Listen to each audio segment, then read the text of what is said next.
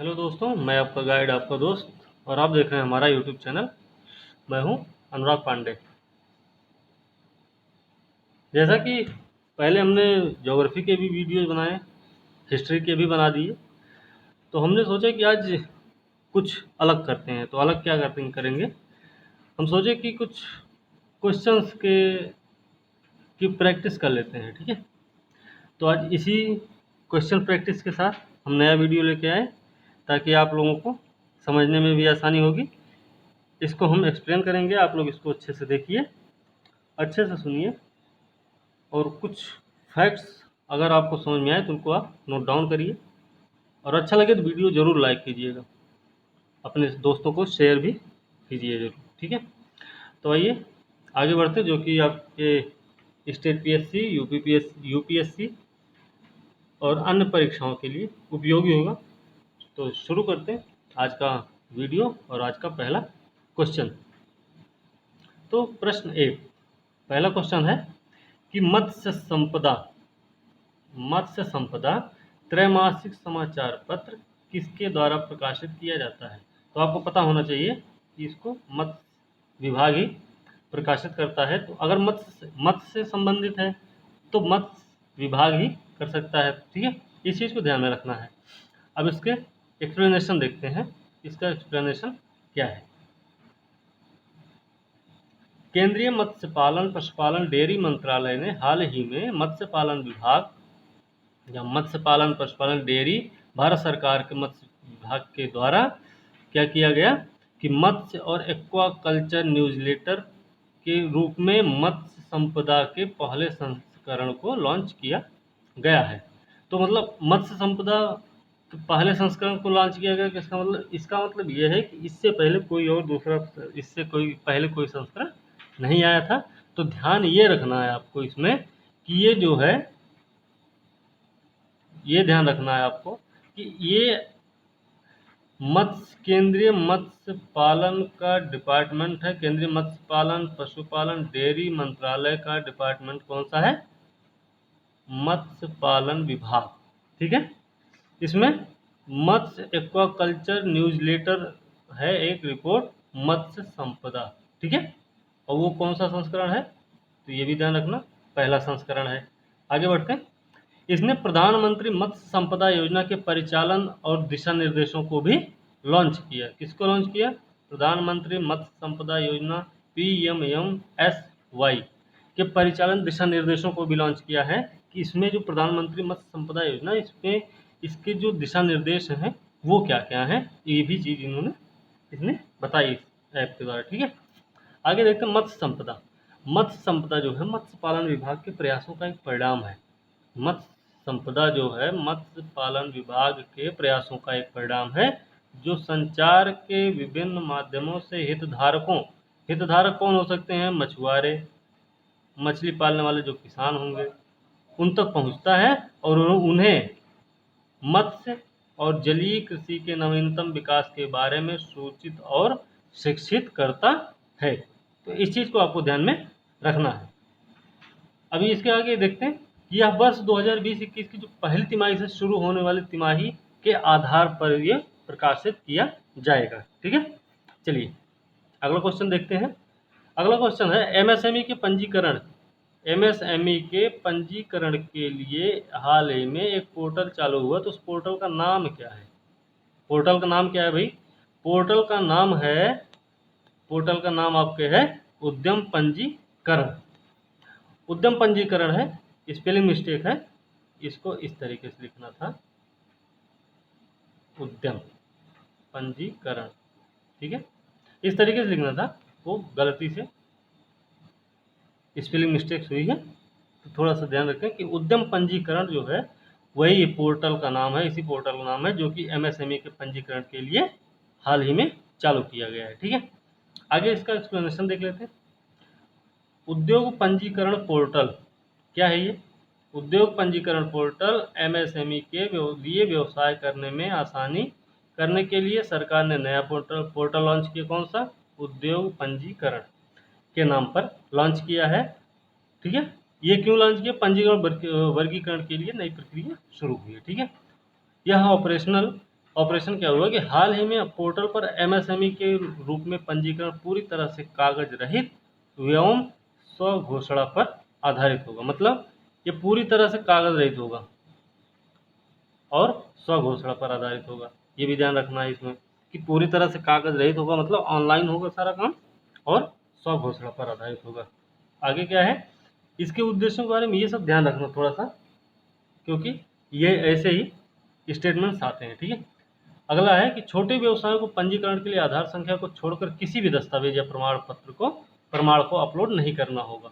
अब जो छोटे व्यवसायी होंगे इसके क्षेत्र में, उनको आधार संख्या देनी होगी, इसके अलावा कोई भी दस्तावेज या प्रमाण अपलोड नहीं करना है। ठीक है, तो ये ध्यान रखना कि छोटे व्यवसाय के लिए क्या क्या है। आगे देखते हैं, एमएसएमई मंत्रालय ने प्रक्रिया की सुविधा के लिए चैंपियंस कंट्रोल रूम भारत भर में एमएसएमई विकास संस्थानों में स्थापित और जिला उद्योग केंद्रों में एकल खिड़की प्रणाली का आयोजन भी किया है। तो आपको ये भी ध्यान रखना है कि ये इसने क्या क्या काम किया है। तो ये मंत्रालय ने प्रक्रिया की सुविधा के लिए क्या किया, चैंपियंस कंट्रोल रूम, जो कि क्या पूरे भारत में रहेगा, एमएसएमई विकास संस्थानों में स्थापित होगा। दूसरा, जिलों में जिला उद्योग केंद्रों में एकल खिड़की प्रणाली का आयोजन भी किया जाएगा। ठीक है, चलिए आगे चलते हैं। गैर कानूनी गतिविधियों रोकथाम अधिनियम 1967 के संबंध में निम्नलिखित कथनों पर विचार करना है। तो अधिनियम, पहला स्टेटमेंट है कि अधिनियम के तहत केवल संगठनों को आतंकवादी संगठनों के रूप में नामित किया जा सकता है। एक चीज़ ये ध्यान रखना है कि जब ये जैसे ये शब्द, ऐसे कुछ शब्द आए तो उन पे थोड़ा सा आपको डाउट कर लेना। ठीक है, इतना ये ध्यान रखना है कि ये जो शब्द हैं ये कहीं ना कहीं डाउटफुल होते हैं। केवल है या किसी चीज़ पे ज़्यादा जोर दिया जाए तो समझे कि वहाँ पे कुछ ना कुछ डाउट है। ठीक है, तो पहला कथन गलत है, क्योंकि केवल संगठनों को बात कर रहा है, तो केवल संगठनों की बात नहीं है, ये किसी पे भी लागू हो सकता है, किसी को भी नामित किया जा सकता है इस अधिनियम के तहत। दूसरा क्या है कि भारत के बाहर विदेशी भूमि पर अपराध करने पर भी अधिनियम उसी तरह अपराधियों पर लागू होगा। मतलब भारत से बाहर अगर कोई है तो उस पर भी अपराध करने पर अधिनियम उसी तरह ही अपराधियों पर लागू हो। ठीक है, तो ये चीज़ ध्यान रखना कि कोई भी अपराधी ऐसा नहीं कि वो कोई यहाँ से भाग जाए, बाहर चला जाएगा फिर वो उस चीज़ से बच सकता है, ऐसा नहीं है। ये भारत से बाहर भी काम करेगा ये अधिनियम। ठीक है, चलिए इसका एक्सप्लेनेशन देखते हैं। इसका बी सही है। ठीक है, हाँ इसका बी सही है। आइए इसके बारे में जान लेते हैं क्या है यूएपीए। यूएपीए क्या है, अनलॉफुल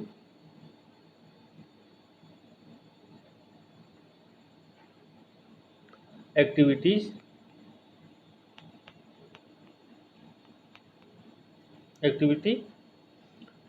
प्रिवेंशन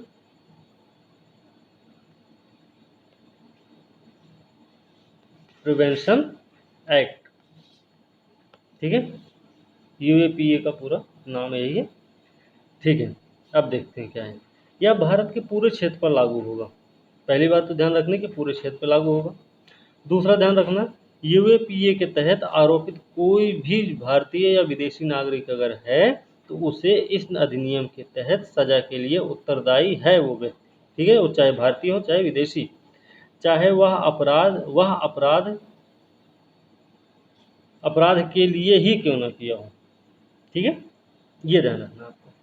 आगे है यूएपीए अपराधियों के लिए उसी तरह से लागू होता है भले ही अपराध भारत के बाहर विदेशी भूमि पर किया जाता। मतलब अगर भारत के अंदर में लोग रहने वाले अपराधियों के लिए जिस हिसाब से यह कानून काम करेगा उसी हिसाब से वह कानून काम करेगा विदेश में रहने वाले लोगों के लिए भी। ठीक है, केंद्र सरकार ने अगस्त 2019 में गैर कानूनी गतिविधियों रोकथाम अधिनियम 1967 में संशोधन किया था, जिसमें एक व्यक्ति को आतंकवादी के रूप में नामित करने का प्रावधान शामिल था। ठीक है, तो ये 2019 का अधिनियम है, जो कि 1967 का पहले था, जिसको अगस्त 2019 में संशोधन किया गया। इसमें बताया गया कि एक व्यक्ति को आतंकवादी के रूप में नामित करने का प्रावधान इसमें किया गया है। ठीक है, इस संशोधन से पहले केवल संगठनों को ही आतंकवादी संगठनों के रूप में नामित किया जाता था। तो ध्यान ये भी रखना है कि अगर मान लीजिए पूछ लिया जाए कि अनलॉफुल एक्टिविटीज़ प्रिवेंशन एक्ट 1967 और अनलॉफुल एक्टिविटीज़ प्रिवेंशन एक्ट 2019 दोनों में क्या अंतर है? तो अंतर आपको ये पता होना चाहिए कि पहले यह केवल संगठनों के लिए काम करता था, संगठनों जो आतंकवादी संगठन थे उनको नामित करता था, लेकिन इस समय क्या है, वो किसी पर भी लागू हो सकता है। ठीक है, ये चीज़ ध्यान रखनी है। चलिए आगे चलते हैं। भारत का पहला प्लाज्मा बैंक हाल ही में कहाँ स्थापित किया गया? तो आपको पता होना चाहिए, ये नई दिल्ली में स्थापित हुआ है। ठीक है, और दिल्ली के मुख्यमंत्री कौन है? अरविंद केजरीवाल। कौन है? दिल्ली के मुख्यमंत्री रहे हैं इस समय अरविंद केजरीवाल। अरविंद केजरीवाल जी इस समय दिल्ली के क्या हैं? सीएम हैं। ठीक है, इतना ध्यान रखना आपको। ठीक है, अब देखते हैं दिल्ली के मुख्यमंत्री ने हाल ही में उद्घाटन किया किसका? प्लाज्मा बैंक का। भारत के पहले प्लाज्मा बैंक में यकृत पित्त विज्ञान नई दिल्ली के संस्थान प्लाज्मा में बनाया गया, स्थापित किया गया है, और जो कि कोविड-19 रोगियों का इलाज करने के लिए परीक्षण के रूप में इस्तेमाल किया जा रहा है, करने के लिए उपयोग को कम करने में। ठीक है, तो इसकी स्थापना नई दिल्ली में हुई है, कोविड-19 रोगियों का इलाज करने के लिए एक परीक्षण के रूप में इस्तेमाल किया जाएगा इसका। ठीक है, ये आपको ध्यान में रखना है। निम्नलिखित कथनों पर विचार करना है। रक्त में लाल रक्त कोशिकाएं, श्वेत रक्त कोशिकाएं, प्लेटलेट्स और प्लाज्मा होते हैं। सही है? सही है कि गलत है? ठीक है, तो रक्त में लाल रक्त कोशिकाएं, श्वेत रक्त कोशिकाएं, प्लेटलेट्स और प्लाज्मा होते हैं। सही है। दूसरा कथन है कि प्लाज्मा दान में केवल प्लाज्मा निकाला जाता है और रक्त के अन्य घटकों को शरीर में वापस किया जाता है। तो सही बात है कि दान अगर आप जिस चीज़ का कर रहे हैं तो दान उसी चीज़ का होगा और किसी चीज़ का दान नहीं हो सकता है। तो इसके दोनों कथन सही है। इसकी व्याख्या देखते हैं। दिल्ली मुख्यमंत्री हाल ही में institute of liver and biliary sciences ILBS, हमने अभी ऊपर भी पढ़ा था, में भारत के पहले प्लाज्मा बैंक का उद्घाटन किया। अभी हमने बताया दिल्ली के मुख्यमंत्री कौन? अरविंद केजरीवाल जी हैं। ठीक है, अरविंद केजरीवाल जी हैं। कौन? वहाँ के दिल्ली के सीएम हैं। ध्यान रखना इस चीज़ का। ठीक है, तो इन्होंने ही institute of liver and biliary sciences में भारत के पहले प्लाज्मा बैंक का उद्घाटन किया है, ताकि प्लाज्मा का उपयोग आसानी से किया जा सके, जो कोविड-19 रोगियों के इलाज के लिए परीक्षण के रूप में इस्तेमाल किया जा रहा है। ठीक है, आगे है कि बैंक उन रोगियों के साथ समन्वय करेगा जो कोविड-19 से बरामद हुए, मतलब जो जिनको कोविड-19 था जिनके पास। ठीक है, उन्हीं से यह समझौता करेगा कि आप उन्हीं से बैंक क्या करेगा? संपर्क भी करेगा। ठीक है, तथा प्लाज्मा दान करने के लिए पात्र हो। कौन प्लाज्मा देगा? जो ऑलरेडी होंगे इसमें। ठीक है, अब प्लाज्मा बैंक के बारे में कुछ जान लेते हैं। प्लाज्मा बैंक क्या है? प्लाज्मा बैंक एक ब्लड बैंक की तरह काम करता है। प्लाज्मा बैंक जो है एक ब्लड बैंक की तरह कार्य करता है और विशेष रूप से उन लोगों के लिए बनाया गया है जो कोविड-19 से पीड़ित हैं और डॉक्टरों द्वारा चिकित्सा की सलाह दी गई होगी। ठीक है, ध्यान रखना इस चीज़ का। यह सुविधा ILBS में स्थापित की गई है, जो प्लाज्मा संग्रह के लिए क्या है?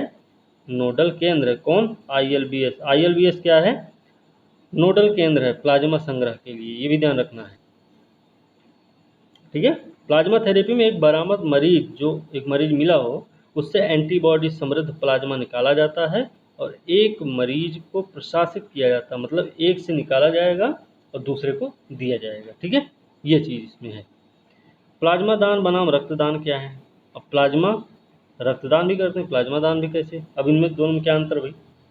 प्लाज्मा दान में रक्तदान के विपरीत केवल प्लाज्मा निकाला जाता है। प्लाज्मा दान में सिर्फ प्लाज्मा निकाला जाता है और रक्त के अन्य घटक जो होते हैं वो शरीर में वापस आ जाते हैं। ये स्टेटमेंट में भी दिया गया था। ठीक है, रक्त में लाल रक्त कोशिकाएं, प्लेटलेट, सफेद रक्त कोशिकाएं, प्लाज्मा सहित सभी घटक, कई घटक होते हैं। पूरे रक्तदान के दौरान क्या होता है कि रक्तदाता एक आमतौर पर एक पिंट लगभग आधा लीटर रक्तदान करता। ठीक है, तो 1 रक्तदान करता है। एक रक्तदाता जो होता है वो रक्तदान के दौरान 1 आधा लीटर लगभग रक्तदान करता है।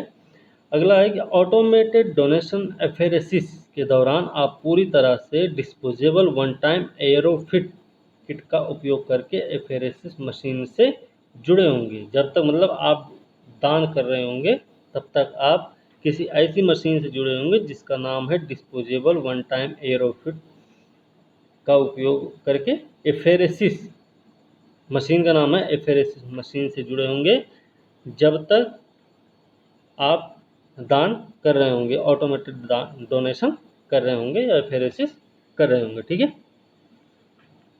आगे देखते हैं। प्रक्रिया, एक सुई का उपयोग, इस प्रक्रिया में क्या होता है, एक सुई का उपयोग होता है जो मशीन चुनिंदा रूप से प्लाज्मा को बनाए रखेगा और सभी लाल रक्त कोशिकाओं और रक्त के अन्य घटकों को वापस भेज देगा। ठीक है, ये ऐसा नहीं कि प्लाज्मा के साथ ब्लड भी आ रहा है, नहीं, सिर्फ ब्लड प्लाज्मा को निकालेगा और जो रक्त होंगे, जो रक्त और सारी चीज़ें होंगी उनको क्या करेगा, वो वापस भेज देगा।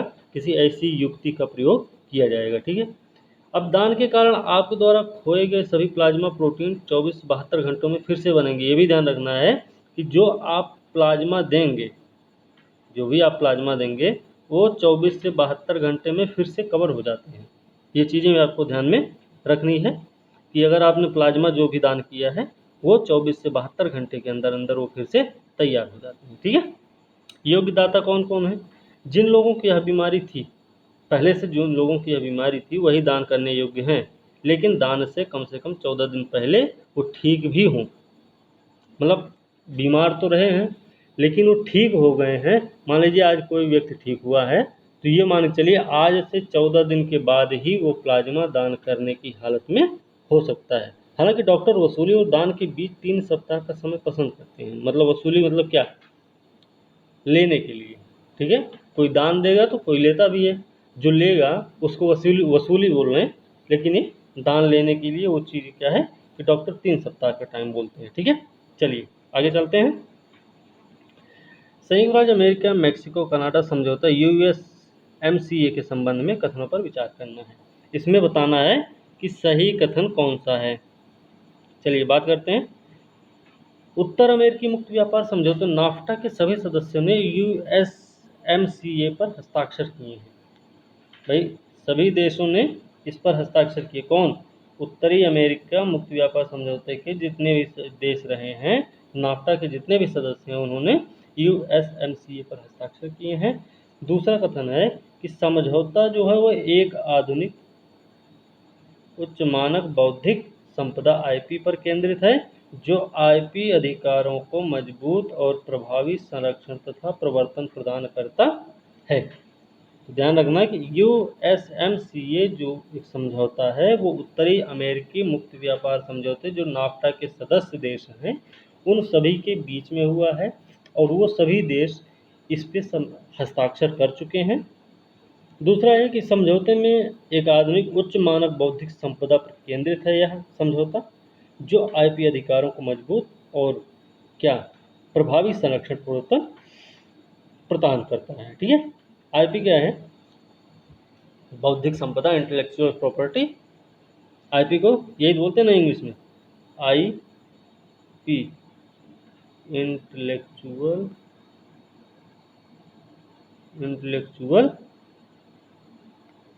प्रॉपर्टी। ठीक है, इंटेलेक्चुअल प्रॉपर्टी बोलते हैं IP को। ठीक है, तो ये दोनों कथन आपके सही हैं। आइए इनका एक्सप्लेन देख लेते हैं। 1994 में संयुक्त राज्य अमेरिका, मैक्सिको और कनाडा ने उत्तरी अमेरिकी मुक्त व्यापार समझौता बनाया जो दुनिया का सबसे बड़ा मुक्त व्यापार समझौता है, मुक्त व्यापार क्षेत्र है। तो कब इसकी स्थापना हुई भाई, नाफ्टा की 1994 में। ध्यान रखना है किसके किसके बीच हुई है, यूएसए, मैक्सिको और कनाडा। ठीक है, इन 3 देशों के बीच में ये समझौता हुआ था। कौन सा? नाफ्टा। ध्यान रखना है, 1994 में हुआ था, जो दुनिया का सबसे बड़ा मुक्त व्यापार क्षेत्र भी है। आगे बात करते हैं, एक्सप्लेनेशन पढ़ रहे हैं। तो 2018 में नाफ्टा के सदस्यों ने एक नए संयुक्त राज्य अमेरिका, मैक्सिको और कनाडा व्यापक समझौता USMCA, यूएस यूएस क्या है आपका? USA। M क्या है? मैक्सिको। CA मतलब कनाडा। USMCA ध्यान रखना है कि तय समझौते पर फिर से विचार किया है। कहाँ, कब? 2018 में। फिर USMCA समझौता जो है 1 जुलाई 2020 से लागू है। ये भी ध्यान रखना है कि 1 जुलाई 2020 से USMCA समझौता लागू हुआ है। अब ये समझौता कैसा है? स्टेटमेंट था, ये आधुनिक है, उच्च मानक बौद्धिक संपदा पर आधारित है, जो क्या करता? IP अधिकारों को मजबूत करता है, प्रभावी संरक्षण और प्रोत्साहन प्रदान करता है। इसमें किसी भी व्यापार समझौते के सबसे व्यापक प्रवर्तन प्रावधान है, ये भी ध्यान रखना है। ठीक है, सबसे व्यापक प्रवर्तन प्रावधान इसमें शामिल है। चलिए आगे चलते हैं। धर्मचक्र दिवस के संबंध में बताना है कि धर्मचक्र दिवस क्या है। बात करते हैं। यह भगवान बुद्ध के अपने शिष्यों को पहला उपदेश देता है। सही बात है। धर्मचक्र प्रवर्तन के बारे में उन्होंने बताया था कि इन्होंने जो पहला उपदेश दिया था, गौतम बुद्ध ने पहला उपदेश कहाँ दिए थे और किस नाम से दिए थे, ये आपको ध्यान होना चाहिए। तो सारनाथ में दिए थे। ठीक है, उसके बाद नाम क्या था? धर्मचक्र प्रवर्तन। धर्मचक्र प्रवर्तन नाम था, ये भी ध्यान रखना है। ठीक है, इसके अलावा क्या ध्यान रखना आपको? सारनाथ को ही क्या बोलते हैं? ऋषिपत्तन।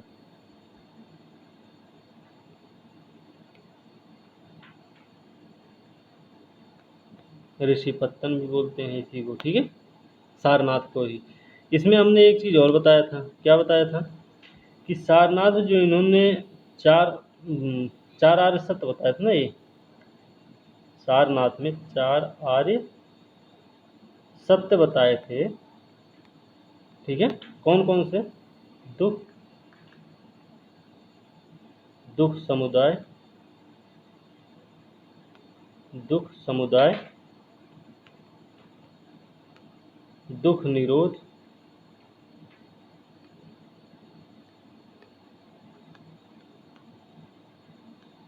दुख निरोध, और एक अगला था दुख निरोध गामिनी। ठीक है, अब जगह नहीं है। ठीक है, आगे देखते हैं। तो ये 4 आर्य सत्य जो बताए थे, फिर इन्होंने बताया था कि इसका कारण क्या है। तो उन्होंने बताया था ज्ञानता है भाई। अज्ञानता कैसे दूर होगी? आपको ज्ञान प्राप्त करना होगा। जब ज्ञान प्राप्त हो जाएगा तो आपके ये जो चीज़ें हैं, दुख है, दुख समुदाय, दुख निरोध, दुख निरोधगामिनी, तो ये अपने आप खत्म हो जाएंगे। वो ज्ञान कैसे प्राप्त होगा, ये भी इन्होंने बताया था। तो ज्ञान प्राप्त करने के लिए उन्होंने बताया था कि अष्टांगिक मार्ग अपनाइए। सम्यक दृष्टि, सम्यक ज्ञान, सम्यक चरित्र, सम्यक आचरण, सम्यक वाक, सम्यक व्यायाम। इस तरीके से उन्होंने 8 अष्टांगिक मार्ग बता दिए। ठीक है, अब देखते हैं। यह भगवान बुद्ध के अपने शिष्यों को पहला उपदेश देता है। सही बात है। धर्मचक्र दिवस, धर्मचक्र प्रवर्तन से ही मेल खाता। इस दिन को बौद्ध और हिंदुओं द्वारा गुरु पूर्णिमा के रूप में भी मनाया जाता है। अब ये कथन क्या लगता है? इस दिन को बौद्ध और हिंदुओं द्वारा गुरु पूर्णिमा के रूप में भी मनाया जाता है, तो ये भी सही है। तीसरा कथन है कि यह केंद्रीय बौद्ध संस्कृति मंत्रालय के तत्वावधान में अंतर्राष्ट्रीय बौद्ध संघ के द्वारा आयोजित किया जाता है। ठीक है, तो ये तीनों कथन आपके सही हैं। अब इसके हम व्याख्या देखते हैं। धर्मचक्र दिवस भैया 4 जुलाई को मनाया गया। कौन इसका वो किया?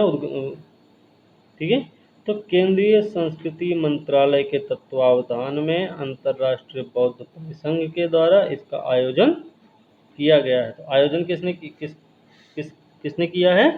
अंतर्राष्ट्रीय बौद्ध परिसंघ ने किया है, और तत्वावधान में था केंद्रीय संस्कृति मंत्रालय के तत्वावधान में।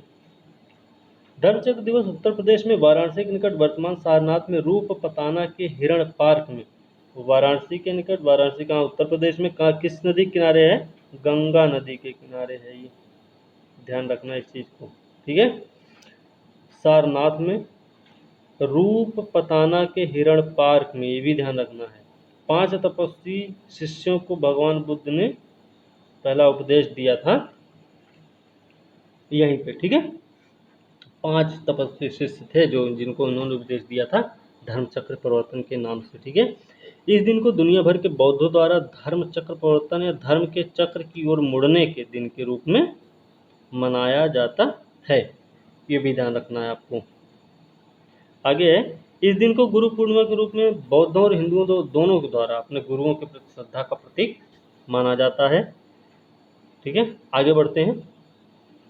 भारतीय चिकित्सा अनुसंधान परिषद आईसीएमआर के संबंध में बताना है कि कौन सा कथन सही है। यह जैव चिकित्सा अनुसंधान के निर्माण, समन्वय, संवर्धन के लिए भारत में सर्वोच्च निकाय है, ठीक है भाई। जैव चिकित्सा अनुसंधान के निर्माण, समन्वय, संवर्धन के लिए भारत में सर्वोच्च निकाय है, सही है। ड्रग्स कॉस्मेटिक्स एक्ट के तहत दवाओं के आयात, नई दवाओं की मंजूरी और नैदानिक परीक्षणों पर इसका नियामक नियंत्रण है। तो हो सकता है कि ये कथन गलत हो सकता है। तो दवाओं के आयात, नई दवाओं मंजूरी, नैदानिक परीक्षणों पर इसका नियामक नियंत्रण है, ठीक है। तो देखते कौन सा कथन सही है इसका। तो ए कथन इसका सही, मतलब पहला कथन सही। पहला कथन क्या था कि जैव चिकित्सा अनुसंधान के निर्माण, समन्वय और संवर्धन के लिए भारत में क्या है, ये सर्वोच्च निकाय है। इस चीज को ध्यान में रखना है। समन्वय, संवर्धन, अनुसंधान के निर्माण का सर्वोच्च निकाय है भारत में, ठीक है। एक्सप्लेनेशन देखते हैं। Indian council of medical research ICMR 15 अगस्त तक कोविड-19 वैक्सीन लॉन्च करने की योजना बना रहा है। 15 अगस्त तक कोविड-19 वैक्सीन लॉन्च करने की योजना कौन बना रहा है, आईसीएमआर। आईसीएमआर जैव चिकित्सा अनुसंधान, निर्माण, समन्वय, संवर्धन के लिए सर्वोच्च निकाय, तो क्वेश्चन में भी है। आईसीएमआर स्वास्थ्य परिवार कल्याण मंत्रालय के माध्यम से भारत सरकार द्वारा वित्त पोषित है। स्वास्थ्य परिवार कल्याण मंत्रालय के माध्यम से भारत सरकार द्वारा वित्त पोषित है आईसीएमआर, ठीक है। आईसीएमआर अनुसंधान फेलोशिप के माध्यम से जैव चिकित्सा अनुसंधान, मानव संसाधन विकास को भी प्रोत्साहित करता है। क्या आईसीएमआर अनुसंधान क्या करता है, फेलोशिप के माध्यम से जैव चिकित्सा अनुसंधान में मानव संसाधन विकास को भी प्रोत्साहित करता है। इस चीज को भी ध्यान में रखना है। सेंट्रल ड्रग्स स्टैंडर्ड नियंत्रण संगठन सीडीएससीओ दवाओं, नई दवाओं, नैदानिक परीक्षणों के अनुमोदन और औषधि प्रसाधन सामग्री अधिनियम के तहत आयात पर नियामक नियंत्रण नहीं है, ठीक है। तो ये चीज ध्यान रखनी है। चलिए आगे देखते हैं। Global e waste monitor 2020 report संकलित की गई है, किसके द्वारा की गई है। तो अभी तो संकलित की गई, क्योंकि आंसर क्या है इसका, डी है। तो global e waste monitor 2020 report संकलित की गई global e waste statistics partnership, अंतर्राष्ट्रीय दूरसंचार संघ ITU, अंतर्राष्ट्रीय ठोस अपशिष्ट संघ ISWA, इन तीनों ने मिलके global e waste monitor 2020 report संकलित किया है। इस चीज़ को ध्यान में रखें। आगे देखते हैं इसके एक्सप्लेनेशन। तो एक्सप्लेनेशन है कि ग्लोबल ई अपशिष्ट मॉनिटर 2020 रिपोर्ट में पाया गया है कि दुनिया एक रिकॉर्ड के 53.6 लाख टन पिछले साल ई बर्बाद फेंक दिया। ई बर्बाद, ई कचरा है, ई बर्बाद हमने लिखा, ई कचरा है। उसमें सिर्फ 17.4% का पुनर्नवीनीकरण किया गया था। 53.6 लाख टन ये कचरा फेंका गया, तो उसमें से 17.4% ही पुनर्नवीकरण हुआ है, ठीक है। ये ध्यान रखें। चलिए 10वां क्वेश्चन देखते हैं, और ये लास्ट क्वेश्चन आपका। 1 मिलियन टन के साथ चीन ई कचरे का सबसे बड़ा योगदान करता था। संयुक्त राज्य अमेरिका 6 अच्छा नहीं, अभी एक्सप्लेनेशन ही है, अभी क्वेश्चन नहीं है। तो चाइना, बात करते हैं 53 कितना मिलियन टन था, कितना लाख, 53.6 मिलियन, मिलियन है, यहाँ पे मिलियन नहीं लिखे, यहाँ पे आप बीच में मिलियन लिख सकते हैं, क्योंकि गलती से हम नहीं लिखे, भूल गए। ठीक है, 53.6 लाख मिलियन, 53.6 मिलियन। ठीक है, ये ध्यान। अब देखते हैं, आगे देखते हैं। 10.1 मिलियन टन के साथ चीन ई कचरे का सबसे बड़ा योगदान करता है। उसके बाद संयुक्त राज्य अमेरिका का नंबर आता है जो कि 6.9 मिलियन टन के साथ दूसरे स्थान पर है, और तीसरे स्थान पर भारत है 3.2 मिलियन टन के साथ। ठीक है, तो ग्लोबल ई वेस्ट मॉनिटर 2020 का एक सहयोगी क्या है, उत्पाद है। यह सहयोगी उत्पाद है, पहले ही बता दिए कि यह एक सहयोगी उत्पाद है। तो किसका किसका है, संयुक्त राज्य विश्वविद्यालय द्वारा गठित global e waste statistics partnership GESP, अंतर्राष्ट्रीय दूरसंचार संघ और अंतर्राष्ट्रीय ठोस अपशिष्ट संघ, इनका सहयोगी उत्पाद है ये global e waste monitor 2020 report, ध्यान रखना है। संयुक्त राष्ट्र पर्यावरण कार्यक्रम के साथ इसका निकट से सहयोग रहा है। किसके साथ, UNEP ने भी इसमें सहयोग किया था, ये भी ध्यान रखना। नई रिपोर्ट में बैटरी या प्लग के साथ वैश्विक ई कचरा त्यागने वाले उत्पादों की भी भविष्यवाणी की गई है, जो 2030 तक 74 मान तक पहुंच जाएगा, मतलब बहुत ज़्यादा हो जाएगा। तो केवल 16 वर्षों में कचरे का लगभग 2 गुना हो जाएगा ये। ठीक है, अब बात करते हैं अगले क्वेश्चन की, और अंतिम क्वेश्चन वीडियो का है। 10 क्वेश्चन है। ओवर द टॉप OTT प्लेटफॉर्मों के संबंध में बताना है कौन सा कथन सही है। तो यह एक ऑनलाइन सामग्री प्रदाता है जो एक स्टैंड अलोन उत्पाद के रूप में स्ट्रीमिंग मीडिया प्रदान करता है। ठीक है, यह एक ऑनलाइन सामग्री प्रदाता है जो एक स्टैंड अलोन उत्पाद के रूप में स्ट्रीमिंग मीडिया प्रदान करता है। तो पहला कथन सही हो सकता है, सही है या गलत है अभी इसको बाद में देखेंगे। स्टैंड अलोन उत्पाद के रूप में स्ट्रीमिंग मीडिया प्रदान करता है। दूसरा क्या है, यह ऑडियो स्ट्रीमिंग संदेश सेवा इंटरनेट आधारित वॉइस कॉलिंग समाधान का संदर्भ नहीं देता। ये नहीं देने वाला सिस्टम गड़बड़ है यहाँ। ठीक है, अभी कुछ गड़बड़ लग रहा वहाँ। भारत में OTT इंटरनेट सामग्री अनियंत्रित है, हो भी सकता है। अब देखते हैं क्या है इसका आंसर। इसका आंसर है बी, मतलब पहला सही है, एक ऑनलाइन सामग्री प्रदाता जो एक स्टैंड अलोन उत्पाद के रूप में स्ट्रीमिंग मीडिया प्रदान करता है। और तीसरा सही है, भारत में OTT इंटरनेट सामग्री अनियंत्रित है। ठीक है, अब देख लेते हैं। Over the top video platform G5 ने टिकटॉक के समान एक शॉर्ट वीडियो सेवा हाईपाई को जोड़कर अपनी सेवा का विस्तार किया है। किसको जोड़ा भाई, हाईपाई को। ठीक है, किसने, G5 ने। ठीक है, टिकटॉक के समान एक शॉर्ट वीडियो सेवा, एक शॉर्ट वीडियो हाईपाई लॉन्च, ठीक है, जोड़कर सेवा का विस्तार किया। दूसरा क्या है, एक ओवर द टॉप मीडिया सेवा किसी भी ऑनलाइन सामग्री प्रदाता है जो एक स्टैंड अलोन उत्पाद के रूप में स्ट्रीमिंग मीडिया प्रदान करती है, जैसा कि स्टेटमेंट में भी था। OTT आमतौर पर वीडियो ऑन डिमांड प्लेटफॉर्म पर लागू होता है। किस पे लागू होता है ये, वीडियो ऑन डिमांड प्लेटफॉर्म पर, लेकिन ऑडियो स्ट्रीमिंग, संदेश सेवा, इंटरनेट आधारित वॉइस कॉलिंग समाधान को भी संदर्भित करता है। वहाँ पे बोला गया था नहीं करता है। ठीक है, इसलिए दूसरा कथन गलत था। तो OTT आमतौर पर वीडियो ऑन डिमांड प्लेटफॉर्म पर लागू होता है, लेकिन ऑडियो स्ट्रीमिंग, संदेश सेवा या इंटरनेट आधारित वॉइस कॉलिंग समाधान को भी संदर्भित करता है। आगे देखते हैं। सरकार ने कहा है कि उसके पास इंटरनेट सामग्री को विनियमित करने की शक्तियाँ नहीं हैं, लेकिन उसने पारंपरिक मीडिया के समान एक संस्थागत स्वनियामक मॉडल का सुझाव दिया है। ध्यान ये भी रखना है।